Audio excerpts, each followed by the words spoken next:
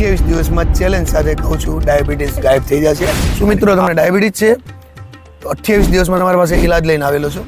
4 આસનો કરશું આપણે, તેમજ આયુર્વેદિક ઉપચાર અને આહાર વિહાર.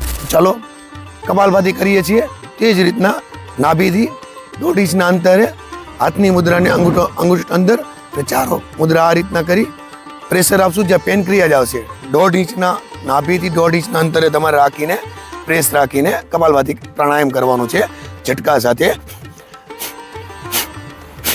બીજું આસન કરવાનું છે યોગ મુદ્રા. તો એ તમારે હાથને લોક કરી ઇન્ટરલોક કરી પાછળ રાખી શરીરને ઝુકાવી અને કપાલભાતિ કરવાની છે. ફરી સેમ એ જ રીતના.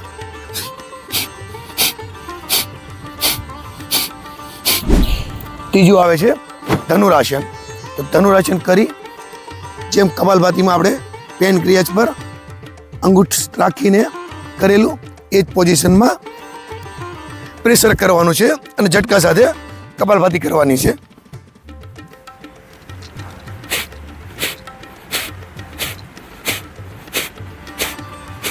સવારમાં નાના કોઠે તમારે 1 ચમચી સૂંઠ લેવાની છે અને અડધી અથવા 1 ચમચી જામુનનો પાવડર લેવાનો છે.